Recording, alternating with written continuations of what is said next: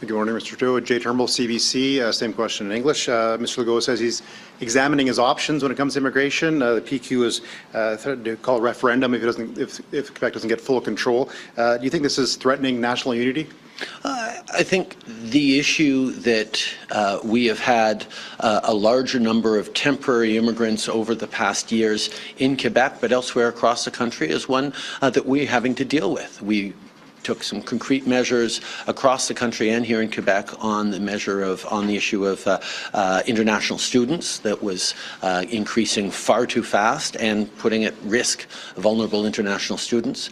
We've taken strong measures on asylum seekers, whether it was closing down Roxham Road or now reimposing a Mexican visa that has brought down the numbers significantly. We've made progress on that. And there's conversations to be had around temporary workers.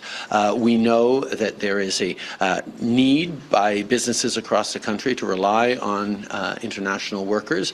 At the same time, we've seen those numbers increase in such a rapid way that it's putting pressure on housing, it's putting pressure on healthcare systems and education systems. We're all about rolling up our sleeves and working with the provincial government to solve some of these challenges here in Quebec, but right across the country as well. Hello, ladies and gentlemen. Welcome to Alberta News and Views. Justin Trudeau needs to stop lying and gaslighting to Canadians in regards to immigration and the carbon tax rebate. We all live in this reality of Canada, and it is very real. And it is way different than the reality that Justin Trudeau, Stephen Guilbeault, and Chrystia Freeland live in and are forcing on us. It's a fantasy land. It is not true. I have another short clip with Justin Trudeau from this morning talking about the carbon tax rebate. We're going to get into that. But first, back to immigration. Check out this poll that was just done. Half of all Canadians say there are too many immigrants. Concerns over immigration are primarily about the economy rather than fears about immigrants changing the social fabric of Canada, the poll suggests. Justin Trudeau just admitted that it is changing the fabric of what was Canada. High immigration levels have traditionally enjoyed multi-partisan support in Canada, but half of all people now say that there are too many newcomers, according to a new poll. The survey conducted for the Association for Canadian Studies and the Metropolis Institute found 50% of Canadians agree that there are too many immigrants coming into Canada, a number that has more than doubled since January of 2023, but has remained consistent across polls conducted in the past 6 months. This concern about immigration has traction, and certainly it constitutes a challenge to the consensus. This suggests it's a departure from what we have seen in the previous decade, said Jack Jedwa, president of the Association of Canadian Studies. It's because we're seeing it in real time. There is just not enough here, like they say, and it is affecting everybody's lives, and they are not happy with it. He needs to stop it 100%.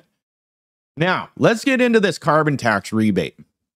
The Parliamentary Budget Officer said that the carbon tax isn't everything. It is compounded, okay? When Justin Trudeau talks, he doesn't take that into account, the numbers that he is talking about. It isn't everything, so it is making our lives more expensive, and families in Canada are far worse off with it there than without it. And it's everybody knows this. Why take my money and give it back? Well, I'm going to tell you why. Because he has your money and he uses it for leverage. Did you know that with this carbon tax rebate, before he gives it to you, he sees if you paid your taxes. He sees what you've been doing. And then he will shave whatever it is you owe first before he gives it back to you. It is a wealth distribution tax, and he uses it for leverage. That is the point of the carbon tax.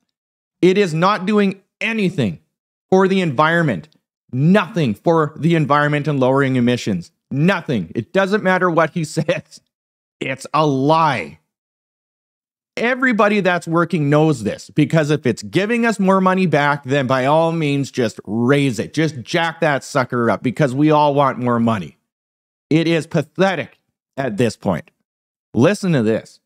Next question. Bonjour, Geneviève Beauchemin, CTV News. Earlier this week, you called premiers who want to end the carbon tax short-term thinkers. Is the Liberal Premier of Newfoundland and Labrador, Andrew Furey, one of those short-term thinkers? I think a lot of people are seeing the public pressure of folks who are worried about the cost of living and worried about affordability. And one of the challenges that is out there is that everyone seems to be talking about the price we've brought in on pollution. Nobody is talking about the Canada carbon rebate that puts more money in the pockets of 8 out of 10 families across the country than the price on pollution actually costs them. So taking away the price on pollution or leveling it off where it is would actually mean less money in the pockets of 8 out of 10 Canadians in the jurisdictions where it's imposed, which doesn't make sense. Canadians are squeezed on groceries, they're squeezed on rent, they're squeezed on cost of living. We are putting more money in their pockets 4 times a year with the Canada carbon rebate, and we're going to continue to do that. So what are you going to say to Mr. Furey, though, specifically? Do you think he's a short-term thinker? I think Mr. Furey is continuing to bow to political pressure. I think Canadians in Newfoundland and Labrador and right across the country expect their governments to do the right thing. And the right thing right now is not just fighting climate change and spurring innovation for the future.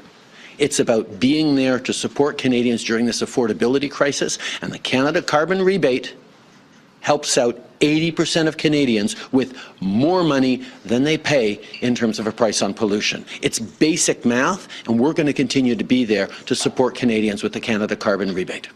It's funny. It's basic math coming from a guy that has a learning disability and he can't add basic numbers.